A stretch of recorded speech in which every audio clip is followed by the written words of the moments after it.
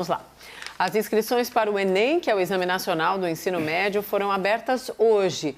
O cronograma da prova foi mantido, apesar das aulas presenciais, terem sido suspensas por causa da pandemia. Entidades estudantis, secretários de educação e reitores defendem o adiamento da prova com a justificativa de que nem todos os estudantes têm condições de manter, então, ali a sua rotina durante a pandemia e muito menos nem têm acesso às ferramentas ali para o ensino à distância. Então, o nosso segundo tema do debate de hoje é: o Enem deveria ser adiado ou devemos manter a data definida pelo Ministério da Educação? Começamos com você, Augusto, por favor. Bom, assim como para o governo federal cultura é coisa de comunista, as universidades federais, para eles, são ou um polo de doutrinação, onde se faz balbúrdia, ou um local onde tem plantações extensivas de maconha.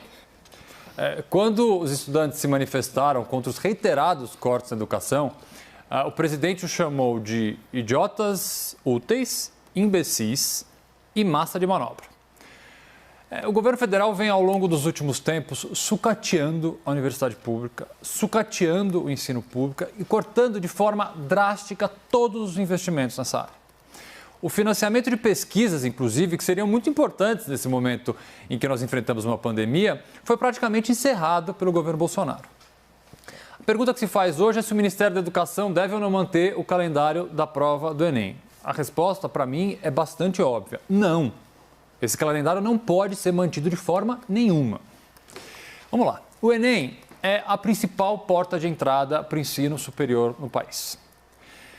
E ele para todos, como as propagandas afirmam, ele deveria levar em conta as diferentes realidades dos estudantes do Brasil. Principalmente a realidade desses estudantes no momento em que enfrentamos inúmeras restrições. As aulas no Brasil, como em outras dezenas de países e cidades do mundo, estão suspensas. Tanto as aulas de escolas estaduais quanto de escolas particulares.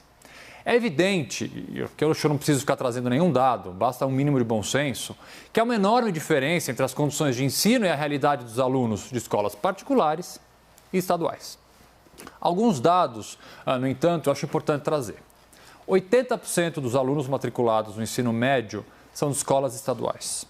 Escolas que estão fechadas, com suas bibliotecas fechadas, sem aulas e tentando, de forma infelizmente ainda não satisfatória, se adaptar a uma realidade virtual. Nem todos no Brasil, infelizmente, têm acesso à internet. Na verdade, tem números assustadores. 44% dos domicílios na zona rural brasileira têm acesso à internet, apenas 44%. Nas famílias com renda inferior a um salário mínimo, os que conseguem acessar a internet, 78% deles fazem esse acesso exclusivamente pelo telefone celular. E muitas vezes só há, obviamente, um telefone celular na família. Como garantir a este aluno uma condição mínima de estudar em tempos como os tempos atuais? 59% das residências da classe D e E estão completamente afastadas do mundo virtual, sem nenhum tipo de acesso à internet. E para piorar, 40% dos alunos no Brasil, vejam bem, 40% dos alunos no Brasil não possuem sequer um espaço físico dentro da sua própria casa para estudar. Como garantir, gente, a equivalência de condições no momento de fazer uma prova?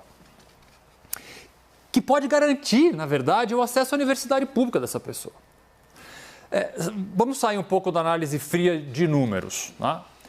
Tem uma coisa que eu tenho certeza que todo espectador nesses últimos dias em algum momento sentiu. Sentiu tristeza, medo, angústia, desânimo. Ninguém é de ferro. Além de tudo isso, a carga emocional de se enfrentar uma pandemia é enorme. Isso afeta a nossa produtividade, afeta o nosso dia a dia e é claro que afeta a capacidade dos estudantes de estudarem. Isso vale para todo mundo. Alunos de escolas públicas e alunos de escolas privadas também. Então, num país com enormes desigualdades sociais, manter o calendário do Enem neste momento é aprofundar mais ainda esse abismo. Mais do que isso, é retroceder décadas na luta por um ensino superior plural, justo e democrático. Caio, por favor. Esse é um tema muito delicado, né? Especialmente pela importância fundamental da educação e do Enem como ferramenta aí de acesso ao ensino superior. Na minha visão, o norte moral que deve orientar aí qualquer decisão, qualquer política pública sobre o adiamento desse exame, ele deve ser minimizar os prejuízos dessa pandemia na vida escolar de milhões e milhões de estudantes, né? Então, em razão dos decretos de isolamento horizontal, os alunos eles perderam os benefícios, os vários benefícios das aulas presenciais nas escolas. Mas grande parte desses estudantes, inclusive no sistema público de ensino, estão tentando cumprir aí as suas obrigações curriculares à distância, usando principalmente os canais de acesso à internet. Queria dar uma versão do lado cheio do copo aqui para o espectador. Em 2019, o Brasil já contava aí com 230 milhões, né, de smartphones em uso e outros 180 milhões de computadores, notebooks e tablets, né, também em uso. Em média, aí são 2 dispositivos digitais por habitante. Esses dados são de uma pesquisa aqui da FGV de São Paulo. E há outros números positivos também aí nesse tema da inclusão digital, como a questão do acesso à internet mesmo. Já no ano passado, 122 milhões de pessoas acessavam a rede mundial de computadores. 85% desses consumidores usavam a internet todo dia. E, em média, né, eles contabilizavam 9 horas e meia por dia de conexão. Então, dentre esses usuários ativos, 25% já contavam aí com serviço de banda larga, o que aumenta muito, né, a velocidade e a qualidade da experiência online do usuário, né? Portanto, esses dispositivos móveis, a internet, eles são ferramentas de aprendizagem acessíveis à ampla maioria dos estudantes brasileiros, em especial aqueles que têm chance de ingressar na universidade pública, como bem colocou o doutor Augusto. Mas é claro que esse panorama geral aí de inclusão digital, ele não contempla diversos bolsões de pobreza espalhados pelo país, né? E a suspensão das aulas representa mesmo um desafio extra para alunos dessas regiões.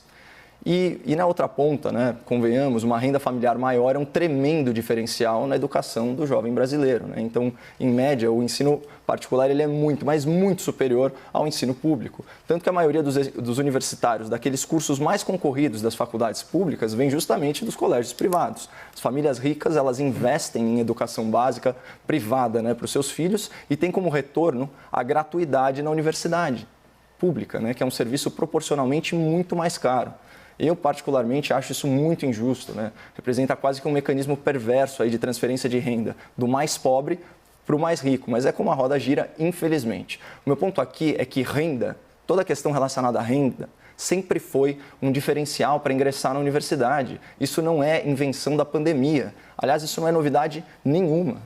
E, por outro lado, a manutenção do calendário escolar é uma questão muito importante, eu diria até crucial, para a carreira acadêmica e profissional de milhões de jovens que não podem se dar o luxo de perder um ano escolar. Então, assim, tomar uma decisão prematura de adiar o Enem seria extremamente temerária, né? Além disso, a fixação de uma data é o menor dos problemas, porque pelo menos ela tem um aspecto isonômico, de igualar as condições dos candidatos, pelo menos em relação ao tempo. Todos os estudantes têm aquele mesmo período para se prepararem da melhor forma que eles puderem, né? E a realidade é que a paralisação das aulas já prejudicou todos os estudantes em maior ou em menor grau. O Estado tem que ponderar muito bem e muito antes de causar mais prejuízos aí a esses milhões de estudantes. Vamos lá, Augusto? Bom, por partes. Primeiro, eu não vejo nenhum, agora sendo bem pragmático, eu não vejo nenhum prejuízo, e de tudo que eu li hoje ao longo do dia, especialistas dizendo, não há nenhum prejuízo no adiamento do exame do Enem. Questão número 1. Questão número 2. As aulas estão suspensas, e as aulas presenciais estão suspensas, e nem todos os alunos, de acordo com os números que eu li e de acordo com a realidade, hoje é uma matéria bastante triste até na Folha de São Paulo, relatando crianças da periferia de São Paulo que não tem nenhum papel, nenhuma caneta para escrever seu próprio nome, ou seja, há um abismo que eu já relatei, social e de renda, que faz com que um número gigantesco de estudantes que poderiam estar pelo menos assistindo aulas presenciais, não tenham a menor condição de sequer assistir uma aula virtual, porque não tem meios de se fazer isso. Então, eu não vejo prejuízo e vejo, por outro lado, diversas entidades e órgãos completamente independentes defendendo, sim, o adiamento do Enem, que é o caso, por exemplo, do Tribunal de Contas da União. Veja bem, Qual a razão do Tribunal de Contas da União pedir isso se não for uma razão estritamente técnica? E aonde que o TCU pediu isso? O TCU, ele apresenta relatórios sobre o Plano Nacional da Educação. Existe o Plano Nacional da Educação bastante extenso e o TCU tem essa responsabilidade de verificar. E o que o TCU afirmou nesse plano, nesse relatório que acabou de sair? Que há o risco de que a manutenção das datas previstas para o Enem 2020 coloque os alunos do ensino médio das mais diversas regiões do país em uma situação de desigualdade. É isso que diz, situação de desigualdade provocada pelo período de suspensão das aulas durante a pandemia. É a mesma posição, por exemplo, do Conselho Nacional de Secretários da Educação. Órgão aqui que não está vinculado a partido político, não está vinculado a governo, etc., nada. Se manifestaram no seguinte sentido: aguardar o final desse ciclo da pandemia. Eu acho importante essa fala do Conselho Nacional de Secretários de Educação, porque a gente não sabe quanto tempo vai demorar, infelizmente. Apesar de alguns estudos aí nem sempre muito embasados, preverem pico para um lado e pico para o outro, a verdade mesmo é que nós não sabemos ainda quanto tempo mais enfrentaremos essa triste pandemia. Portanto, vamos pelo menos esperar. A sugestão aqui, e isso foi dito várias vezes, inclusive para o ministro da Educação, que obviamente, como a maioria das vezes, deu uma declaração bastante deselegante. Não está se pedindo a extinção do Enem ou a prorrogação eterna. Vamos esperar um pouco mais, coisa de um mês, eventualmente, para se conseguir um calendário mais realista e que não provoque uma desigualdade ainda maior no ensino brasileiro. Caio? Não, aqui vai haver bastante concordância também, porque a única divergência que eu queria pontuar é que pode sim haver prejuízo em função da data, né? Isso depende da extensão do adiamento. Aliás, como bem ficou aí implícito na parte final da fala do meu debatedor, né? Tudo depende do final do ciclo da pandemia, mas o que é esse final do ciclo? É o final do lockdown, da quarentena e do isolamento social horizontal? Ou a gente está falando enquanto não houver uma vacina e por algum motivo... Eu acho que a volta, respondendo um pouco até para a gente tornar o debate pragmático, eu acho que a volta às aulas pode ser um sinal. Isso é uma hipótese plausível, né? Vamos pensar que as crianças percam, os jovens... As crianças é ótimo, a gente está falando do Enem. Os jovens percam aí esse semestre de aulas, certo? Ele retome normalmente... O que é bem provável que vai acontecer. Que é bem provável que vai acontecer, retome normalmente no segundo semestre. Será que seria o caso de cancelar nessa situação hipotética? Eu perguntando a sua opinião mesmo, Augusto. Na opinião, o que eu fiz? Eu fui me fiar e fui ler especialistas, secretários de Educação, União Nacional dos Estudantes, União Brasileira dos Estudantes, Tribunal de Contas e pessoas ligadas à educação. O posicionamento deles é absolutamente unânime. O único posicionamento contrário foi do ministro da Educação, que disse o seguinte: é uma competição. A gente vai selecionar as pessoas mais preparadas para serem médicos daqui a 10 anos, enfermeiros, engenheiros e contadores.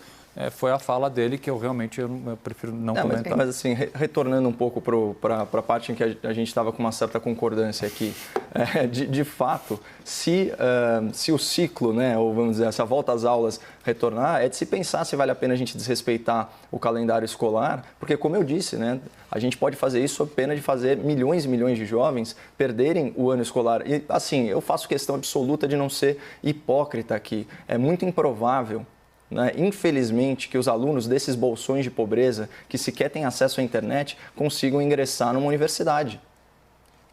E muito menos numa universidade pública. Né? Por isso eu acho assim, beira a demagogia, sabe, esse tipo de manifestação, falando da desigualdade entre os alunos, sendo que essa desigualdade é fomentada pelo próprio sistema. Né? Quando você tem essa excrescência da gratuidade universal na universidade pública, que permite que famílias dos ricos, né, que os estudantes ricos não paguem a mensalidade em universidades públicas, né? O que para mim é uma tremenda inversão de valores. E assim, só para falar da importância de respeito ao calendário, eu colocaria analogamente a questão do calendário eleitoral, né, que também é uma questão sensível, né, em que a periodicidade é muito importante, tanto que até agora, né, o TSE não se manifestou no sentido de adiar ou postergar as eleições, e eu acho que isso não pode ser feito de forma intempestiva e apressada, né? A gente não pode decidir essas questões de forma assodada, mas eu acho que nisso a gente concorda.